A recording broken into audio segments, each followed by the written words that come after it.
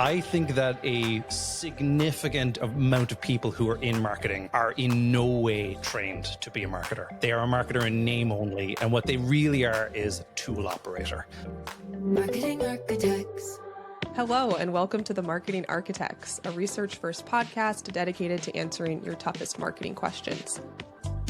I'm Elena Jasper. I run the marketing team here at Marketing Architects, and I'm joined by my co-hosts, Angela Voss, the CEO of Marketing Architects, and Rob DeMars, the Chief Product Architect of Misfits and Machines. And we're joined by a special guest, Liam Moroney. Liam is the founder of Storybook Marketing, where he helps companies make brand strategy tangible and measurable. After starting in ad tech and martech, he had what he calls a crisis of confidence. The performance playbook wasn't working, and the usual question, how do we prove it's working, started to feel like the wrong one. Now he's building tools from share of search to brand tracking to help B2B marketers operationalize brand and build long-term growth. Liam, welcome to the show. Thank you so much for having me. I am such a religious listener to the podcast that the irony is this is probably going to be the first episode I will never hear because I just want to hear the sound of my voice. It is hard to listen back. I love Crisis of Confidence. It's such a great... I do. I like that. Now, Liam, I read somewhere that you hand knit beanies. Now, is this true? Wait, how? Okay, that is actually true. Yeah, he's all right. creepy, Now, isn't this he? is true. And how in the world did you get into that? And as a bald man, can I buy one on Etsy? So firstly, I'm astonished you know that. And I'm now really curious about how you found that. That is some solid research. I do. So when I was about 7 or 8 years old, I had a teacher in school who insisted she was a staunch feminist and she was going to make sure that all the boys learned how to knit and sew and that all the girls were going to sort of learn how to repair cars and all that sort of stuff. So that was a big thing growing up in the schoolyard in Ireland. So I came home and I was showing my mother and all the boys knitted for 2 years I had her. My mother happens to be a big knitter as well. So she was delighted. This was a great thing. And I got quite good at it and I really enjoyed it. And I never stopped doing it. Whenever winter comes around, I tend to go through my scarf and beanie phase.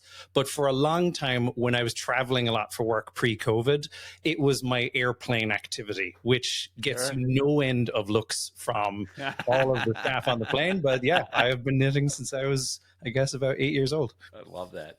Wow. Well, Rob, thanks for that intro question. It's really hard for me to transition from that into the interview. I was how can I? I'm not even going to try to make the connection, but Liam, we're excited that you're here. And we're going to talk about some recent marketing news, always trying to root our opinions in data, research, and what drives business results.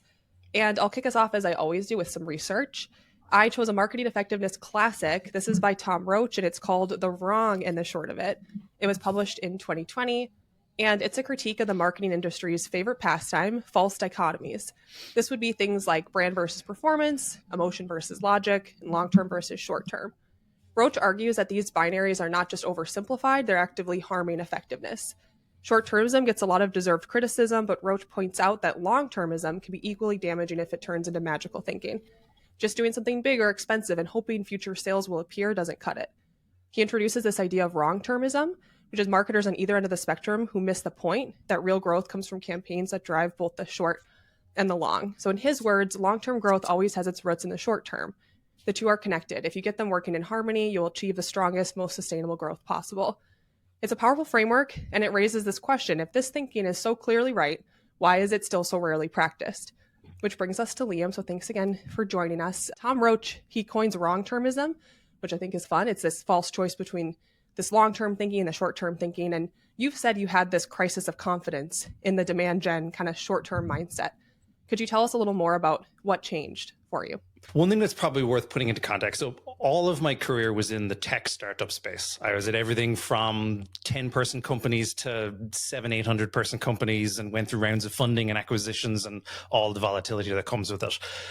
And what I realized was that even though I went to school for college, like after college for marketing, that was what I wanted to do. It's what I wanted to be. Once I got into the tech industry, it was essentially a leave that theory at the door, it doesn't apply here situation. And I didn't know enough at the time because I was relatively young when I broke into the tech industry. So I just went with it and went, you must know something that I don't. And it took me a very long time to realize maybe nobody actually knows what they're talking about. I'm a big fan of the tech industry. I really do like it. I've enjoyed my career in it. But I think there's a lot of very unnatural things happen in the tech industry that a lot of people are probably not that aware of, or certainly lose perspective of. One of the factors that long-termism is not a thing, or wasn't a thing for a very long time for a lot of tech companies, especially when there was VC funding. In fact, I joined companies where I was explicitly told the plan was to exit the company and sell it to somebody else in the next 3 to 5 years. Profit was not a consideration. That was somebody else's problem.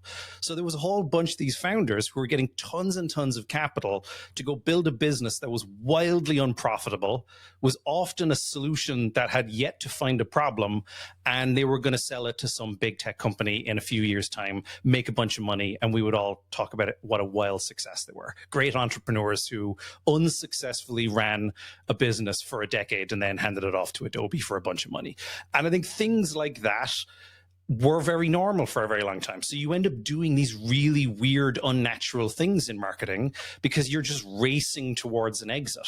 So a lot of it, I just started to feel that this didn't resemble anything that A, I had learned in college, or B, would apply to how I buy anything in the real world. It started to feel like this kind of an artificial bubble where it was VCs gambling, it was startups being shipped and handed over to other people before they'd ever even realized whether they solved a real working problem. And then all of the stuff that came along with it was this technology that was proving how this was working, and attribution that was showing how effectively we were creating all of this money out of nowhere. And at a certain point, it was hard to reconcile what I was preaching at a boardroom level with what I was feeling. It felt like vaporware, and I felt like a snake oil salesman a lot of the time. Yeah, and it sounds like based on that experience, you decided to start your own thing. So you just removed yourself from it. Or I guess now you're actually probably dealing with more of it because you're helping a lot of different companies. So what led you to start Storybook Marketing, and what's the gap that you're trying to fill in the B2B world? The funny thing is, the original gap that I was trying to fill was actually not fully committing to what I realized I was actually trying to do. So because the tech industry is volatile, I ended up having lots and lots of jobs. I was a recruiter's nightmare. My resume was just these 10-month, 12-month stints because a company would get acquired and we'd move on. And it was all very short term. So eventually I just had this kind of lucky accident where I was at a lot of different organizations and I was seeing the very same patterns over and over again. And I was spending a lot of my time on foundational stuff. I would come in, my job would be to use the tech industry language to rebuild the demand gen engine. And that was what I was brought in to do. And then I would get it into a nice working order. There'd be a bunch of leads flowing in, and then I would move on. And I started to just realize that I was developing this skill set of, I was building foundations at companies and I was moving on to the next one and the next one, and realizing that I had developed this perspective that I didn't really realize I had. And so I realized that a lot of my value and a lot of what my interest was on that foundational stuff. I really liked it. It was really fun to come in and construct everything and build strategy. And I didn't realize it, but I was slowly becoming a consultant. But I think I was still trying to do it through the lens of demand gen. I think what I was trying to do initially when I started the company was I wanted to build a consultancy that was doing a better, more fundamentals honest form of demand gen. But eventually I kind of realized that the two just didn't match. You couldn't fix it from the inside. So I realized what I was really preaching was brand marketing, long and the short of it, like all of the stuff that had just never been found in the theory. Most people in tech have never read or heard of the long and the short of it. It's just completely unknown, despite being more than a decade old. How brands grow is slowly starting to get known, but still very generally, Ehrenberg Bass Institute, broadly unknown in the tech industry. Just not even names that are familiar, let alone read. And so I shifted towards saying my role is, I want to try and take all of this stuff that I'm reading outside of the tech industry and translate it and get it applied within the B2B tech industry. That was really what I thought I had the ability and the opportunity to do. Yeah, that's a big, scary mission. When we talk about the demand gen mindset, there's a question that probably comes up a lot, which is, how do we prove it's working? And when we talked, you said you really think that's not the right question. Why do you think that question can lead us in the wrong direction? So I guess it's not necessarily that the question is wrong. It's what kind of proof we would be satisfied is where it comes wrong. Like what we decide proof looks like is we're going to measure long-term or brand marketing through the lens of performance marketing. We're going to use the same instrumentation, the same timelines, the same metric expectations. And so the proof that you're looking for is proof that it just can't possibly deliver. So I think a lot of the time we end up forcing this failure out of things that are good fundamental marketing because they don't meet a completely unrelated type of marketing's measurement. Like I often equate it to, I use the analogy of like health and fitness. If you were deciding I wanted to lose weight and I said, my goal is I'm going to try and eat better and I'm going to try and be a fitter person, et cetera, and go for runs. And if on the end of the first day you said, prove it is working, you couldn't possibly, because this is not how it works. Like I haven't lost weight that day. What I can show you is other things that I know the evidence would suggest lead to that outcome. I have balanced my calories, my intake is less than my expenditure, all of those things. But at the end of the day, the kind of proof and the way we expect the proof to be shown is where we often go wrong. The experiment is set up to fail before you even start. Because people aren't aligned on what should something like the long-term or brand even deliver. You mentioned B2B and tech and how these concepts can be like more unknown there than even D2C, especially in the United States. I think it can be especially tough in the tech industry. But within that industry, within B2B, why do you think that brand in particular has become such a fuzzy or even at times just completely avoided concept? It is definitely avoided. And I've sadly talked to a number of CMOs who say they don't even use the word brand when they're reporting at an executive level. Like they're actively avoiding it because it just gets these eye rolls from a lot of the people. I will say that is changing. There's definitely a moment right now where brand is having a bit of a hot topic, kind of a moment, even with VCs and boards. And I think the reason it didn't up until now was a few reasons. I think first, like we were talking about, like it's been short term in nature as an industry where it's always race to the finish as quickly as you can. But I think the other side of it was that there was a bit of a love obsession with the product more than the customer. The product in tech has often been the very center of everything. And so there's this belief, or certainly was a founder belief, where the product is the brand. You don't need a brand separate to that. The product is the reason this thing is great. It's self-evident. There's a lot of theories and language and practice out there about the product is going to grow itself. It's just, if it's good enough, it will find its audience, and product-led growth comes off the back of that. So I think a lot of it was that there was much more of a belief that the product was the center. And a lot of the way you see the structures of the executive function in tech are different, where the chief product officer, the chief technology officer are often far more senior than the chief marketing officer. So product comes first. Marketing has almost no role in product whatsoever. And then they're sort of handed the product in its complete form, and then they're told, go promote it. So I think a lot of it is just that there's been a 1P motion in tech and not a 4P one.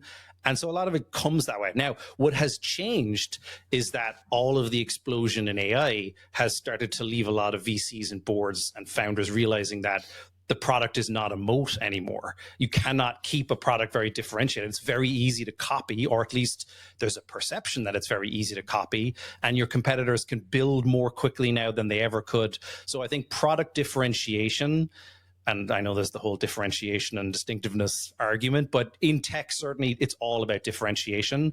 And now there's a growing acceptance that brand is the differentiation that's left.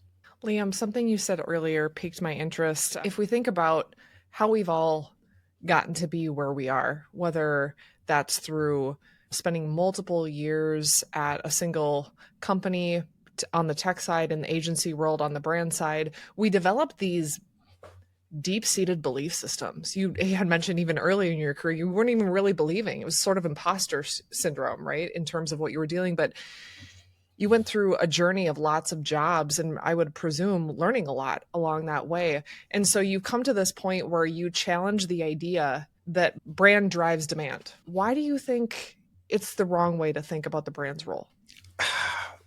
So I will fully admit I am a very pedantic marketer. Like I am really very particular when it comes to language.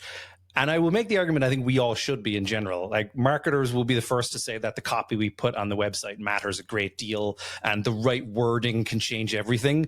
Why would it not be true about the language that we use for the way we actually do marketing? And I think a lot of the language especially when it starts to become widespread and commonly used, it starts to get misused if it's not really specifically created. And brand drives demand is one of those phrases that, like, objectively is probably very harmless. It's not totally incorrect, but it can lead you to the same problem that gave me a lot of the crisis of confidence in tech, which is that we think about marketing in an extremely linear and sequential order.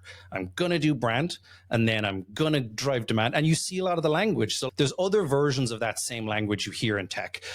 Because brand wasn't a word that got used for a long time, there was demand creation and then demand capture. And that's the other version of it, where it's very much, I'm going to do one thing and then I'm going to do the other thing right after that thing. And it completely misses the point that these two things happen alongside each other, and they complement and they amplify and they maximize each other. But it's not this, then that, because it creates a situation where that's exactly what you do. You go run a bunch of ads, and then you wait a few weeks and you see who has seen the ads, and then you go and you try and send about a bunch of outbound messages from salespeople saying, hey, did you see our ads? And that becomes a lot of how people think brand drives demand. I saw a post this morning that said exactly that. More impressions means more intent. And once someone hits a certain amount of ad impressions, that means they're ready to buy, and now we stick the sales team on them. And I think that comes out of phrases like brand drives demand. I have to say, what's funny is your idea of like demand creation being just another word, like a rebranding of brand. I had a LinkedIn post about that one time, and I really liked it. It was one of my first posts. I'm like, are we just like B2B marketers? We just can't say brand. So we just have to make up demand creation. And like, nobody liked it. I don't think they appreciated that point of view. I was thinking the same thing, like, oh, we're just rebranding it because we don't want to say what it actually is. And I think it's worse than that, because I think it's one thing to say there's a word that's not common to use, let's use another word. But if the word is slightly and meaningfully different, it changes everything. Demand generation is one of those. Now, I will say this as someone who had a demand generation title in my career for many years, and I was a demand gen guy. That's who I was to the market. And the problem with those terms, demand creation, demand generation, is, well, there's two problems. One, demand is not something that we have an influence over as marketers. Demand is what the market has or it does not have. There is no amount of work that any of us can do to get people buying fax machines again. The demand is just not there. It has moved on. So I think, firstly, we talk about demand in the wrong way. It's economically incorrect. And then worse than that, we think that we are generating it or creating it, and we're using these verbs that imply there's a bunch of passive people out there who are sitting around doing nothing with no plans to buy, and then I threw a bunch of ads and messages their way, and all of a sudden they decided, yep, you know what, I'm going to come in market to buy. There's just no evidence that any of that is possible. And yet that's genuinely how a lot of the tech industry thinks. We use terms like pipeline generation, but you hear things like pipeline's getting harder and harder to find these days. We're not digging for oil. This is not fracking. Like you don't just stumble upon pipeline. So I think a lot of the language that we've used, and the reason that I become so pedantic about it, is because it drives the wrong kind of thinking. And if that starts to fall down and one person trains a younger person who then goes on to train another person, eventually it becomes so diluted that we do genuinely believe that we are going out there convincing people to come in market who had no intention of doing so. It is hard because, like, as a TV agency, I could even say this podcast, we had intention of being a thought leader in the marketing effectiveness space, something that we stumbled upon many years ago at this point. And through our own experimentation, working with clients, are seeing major impacts in terms of ability to grow them. But also, many folks don't recognize that TV can be such a major mover.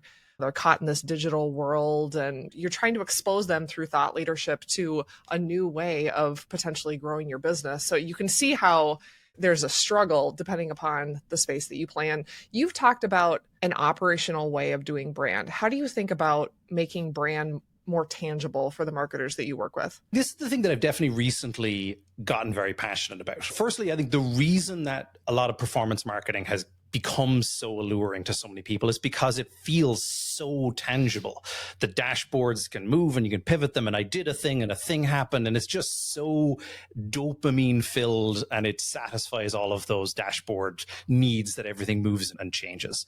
And I think brand, what happens certainly in tech that I've experienced a lot of is that it tends to not fit into that mold. So it gets put into just this kind of ethereal place. Brand can't be measured. So we're just going to do it, but it will work. And it has this very field of dreams sort of feeling about it, which is just not good. Like, it's not lasting. When you ask your leadership to have a leap of faith that it will work, trust me, someday we'll see it, but not today.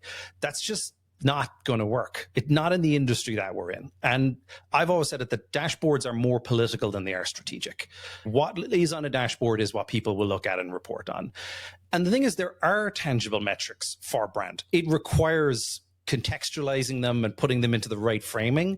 We think brand is long term, which it is. Obviously it does work, but it works for the long term. It doesn't take the long term for it to do anything. And I think this idea that, like, I ran a big TV campaign and nothing happened, or a very small amount of things happened where some amount of people came in market, like, in reality, like, all the people who saw it were affected in some way. They either saw it or they didn't. They either consumed it or they didn't. They either remembered it or they didn't. So you can test that, and you can look for things that would be good hallmarks of what comes off the back of that working. I know you've used this before, like the George Box quote that all models are wrong, but some are useful. And to me, what is helpful is build a model that represents how brand could show up in tangible ways.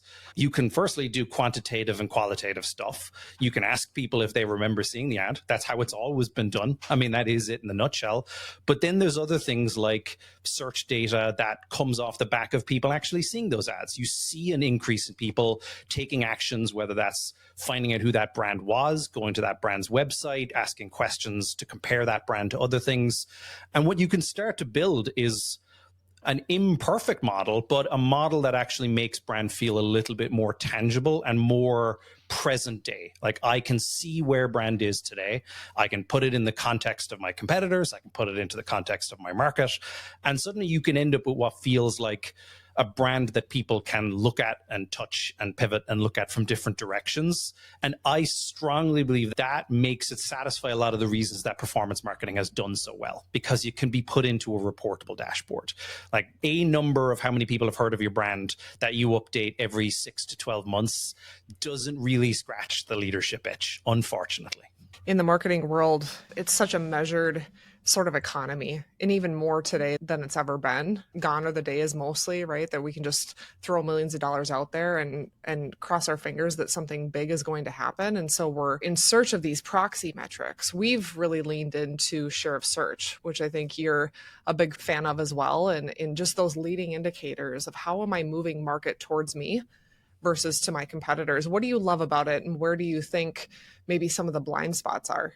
It's probably about a year ago that I really started to pursue it. I'd been aware of it for a while. I know that Les Binet had been a big champion of it, and My Telescope was who they'd been a big champion of it with. So I went down this experiment of looking it up about a year ago, and I was truthfully quite skeptical. I had the kind of feeling that this is probably a too good to be true thing, and especially with B2B, where you've got long sales cycles and indirect buying and all of those things, I figured it wouldn't work. So I decided to give it a bit of a road test, and I was shocked at how well it worked. I continue to be shocked at how well it worked. It is imperfect. There's always caveats to it. Like, the blind spots are the ones that unfortunately are more common than not in the industries like tech, where if you have a very common use noun brand name, then you're never going to show up for all of the search. And you're going to really have to build a very different picture. Like, I was working with companies who had brand names like Trolley, or you look at tech, they're common, Box, Notion. There's just loads of words that are, the search is in the millions before that brand ever showed up. So you have to start to find more narrow versions of the search. So a lot of times that could be Box software, Trolley payments, Notion app. Like, you can narrow it down. The caveat is that you end up with not a full picture, because you're always going to be missing some of the search, but what you're really using it for is to build a representative picture. Can I build a view of the brand that I can at least see where it is, and I can see if it is going up or down, and then is it representative enough that I can put it alongside competitors, and now I can build an actual share view that represents ideally what my category looks like. And I found from doing hundreds of these, I ended up going down the path of being so convinced by it that I approached the CEO of My Telescope and I said, like, I want to do more with this. So we ended up striking up a partnership. I ended up doing training and certification in this. And then I ended up building an entire platform to put this into. But I think what I've learned is that it's not perfect. It's not the be all and end all. It's not the only metric that measures this.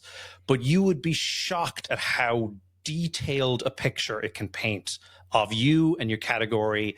And a lot of it is stuff that, in my experience, very few companies have that point of view. Yeah, it definitely feels like one of those spaces where spending the time and or working through the right product, like you had mentioned, launching a new product to address the gap is worth the effort. It can be complex and fragmented, but definitely opens your eyes, I think, to some of those proxy metrics that ultimately get us to a place where we have a better contextual understanding of what brand is doing for our business. I think the other thing I love about it, though, is that it's cheap. It is extremely accessible. It requires a little bit of thought in how you build it, but you can build it for essentially nothing if you want to. Like even tools like my telescope themselves, $20 a month. This is not something that's out of the reach of most people. And that's what makes it really interesting to me. I think brand research studies, all those kind of things are expensive and they're slow and they're tedious, and most people don't have the resources for it. And there's something very nice about this thing that's just sitting there, that's cheaply and easily accessible. It's a very democratized form of brand measurement, and I like that. Absolutely. So you've launched a new product to address this gap. Can you talk a little bit more about that? So this kind of came out of the work that I've been doing with clients over the last couple of years, where my role had been a consultant, and where I've been working with companies was building out their measurement frameworks, building out their internal tooling systems. And once I started using my telescope, I was doing a lot of training, I was putting it into place, and I keep coming back to the same realization that I think data is as good as you're able to interpret it and the story you're able to construct with it. And the My Telescope tool is fantastic. I'm great friends with the CEO, so I think like it's a tool, and it is the backbone of what this platform is built on. But I realized that building the dashboard was easy, interpreting the dashboard was hard, and then using the dashboard to actually inform your strategy was even harder again. So I started to realize there were patterns that I saw emerging, same thing that I saw when I was bouncing from job to job. And I started to realize that there are consistent things that if I could process this and put this into a view, it's the same work that I was doing myself. Initially, it started with me building a tool for myself that would just help with analysis and make it quicker. And then I realized that it was visually really interesting. And so I started putting in front of some existing clients. And I said, does this help? And they were like, yeah, we're going to continue to use this. It started to find its way into their board presentations. The charts started getting more interesting. And so I ended up building out what became this kind of housing for all of this brand search data, where it's all in one place. And the idea was I wanted to be able to build something that was interactive, where again, back to this whole brand being tangible, you could pivot it, you could look at it from different angles, you could see you could see your competitors, and then you could put that story together in terms of what does this mean for the category. And I found that this was a bigger blind spot than I had actually anticipated. One of the big things, back to this kind of crisis of confidence, was in tech, I think we, and I mean me certainly, because I was guilty of this, found ourselves like we take a lot more credit for growth that is the market itself than is actually our work. If you're in a really fast growing category, turns out it's slightly easier to grow than it is if you're in a non-moving category. Like you just hold your place, you grow with the category. And I think a lot of the tech industry was not aware of what the growth of their category looked like or whether it was changing. So they were getting these targets saying, hey, we're expecting another 20% quarter over quarter growth. And then you look at their category and you're like, yeah, but your category has been slowing down for the last 2 years. Where's that growth going to come from? Because if it's not coming from new market growth, it's coming from competitor share. And that's a completely different ballgame. And all of this was coming through this dashboard that I was starting to realize was doing a better job than I had originally expected at putting this into a story of saying that you're going up, but you're not going up as fast as your category, and your biggest competitors are outpacing you and they're taking market share. And suddenly it became a fully fledged product that I've started to actually build out and put into proper production. That's super interesting. It's really cool to see and to hear about that evolution. When you think about creativity in B2B, it tends to have a brand, and you've mentioned this in the past, that B2B advertising tends to be seen as generic. And why is that? Why does B2B have a brand issue in and of itself? And what are the great B2B campaigns doing to separate themselves? I think the good news is it is beginning to change. And ironically, it's actually changing from the top down from the bigger tech companies. That was never the case that I thought was going to be true a few years ago. I think certainly from being in companies, in tech companies that were growing up, if you join a really young startup company, especially one that is lucky enough to get a ton of funding, which I was at a few of them were like that, they're brand crazy. Like they are, because they want to stand out. They're loud. They're swearing in all of their campaigns. Like it is like that really kind of in your face type stuff. And then eventually they almost all hit that inflection point where suddenly the board says, well, it's time to move up market and we need to go sell to enterprise buyers. And enterprise buyers are serious people. So we need to be a serious brand. And then they all go blue and then they all have the same font and then they all end up looking exactly the same. And that was, for a long time, that was the cliche that was true. That's why there's so many blue cloud looking tech brands out there. But then I think what's funny is that you're seeing a lot more of the distinctive brand asset theory, a lot of the Ehrenberg Bass Institute theory happening with bigger companies. Salesforce brought on the Ehrenberg Bass Institute and they ended up bringing in things like the mascots, which at the time were really controversial ideas. I heard Colin Fleming talking about it when he brought that in when he was the SVP of marketing there. And he said he was raked over the coals for it. They thought it was the silliest thing ever. Why was Salesforce having these cutesy furry animals? But again, it was distinctive brand asset theory and it worked. It separated them. I mean, arguably, like they're blue and their logo has a cloud in it. They couldn't be less distinctive if they had tried. Right. But now you're seeing a lot more of it happening. There's a lot more of the sort of like Sentinel-1 companies out there where they're doing a lot more. Like out of home is suddenly really sexy. TV advertising is actually happening. LinkedIn is leaning into CTV, which is helping that case in a lot of ways. So I think it's changing from the bigger companies who now have to be more distinctive, whereas once it was the startups started very distinctive and then lost it along the way. Now, you just mentioned TV, and that's another area where people often dismiss B2B advertising because they feel like it can't be targeted. Why do you think that logic falls short? And where do you see TV fitting in to the media mix for a B2B brand? It's funny, the targeting is what most people will say is the reason. And I think it's half of the truth. I think most of the truth is that the measurement is not satisfactory. I think targeting is one of the issues. And that's the first thing they'll always say, well, our buyers are very niche and they're very hard to find and you can't reach them. And I think that was a lot truer a couple of years ago than it probably is now. Out of home has done a really good job of kind of changing that narrative because out of home is very in vogue right now. But I think there's an obsession over targeting and everyone was advertising on LinkedIn and that was why, and hyper targeting was definitely an obsession. But I think the other part of it is that even if you knew that the right people were going to be reached by this television campaign, even if you could guarantee that the only people who would see it are your ideal customers, there would still be a big problem with the fact that they want people to click on something and fill out a form and go to a website. Like that immediate attribution thing is really the sticking point that I often see. I've been guilty of it, whereas like if I can't measure it, it's not worth doing. But this whole argument that, you know, every ad is a button and every button has to be clicked is very much a tech thing. Like that's how a lot of the measurement has been built. It's so true. So you have a lot of spicy takes. What is your most contrarian marketing opinion? I think it's time for a contrarian corner. The lines are drawn, who's right, who's wrong. Oh, God. We love a good contrarian marketing opinion here. So, all right, I will say the more direct one. I think that a significant amount of people who are in marketing are in no way trained to be a marketer. They are a marketer in name only, and what they really are is a tool operator. They're trained to use a platform, and that's what they do.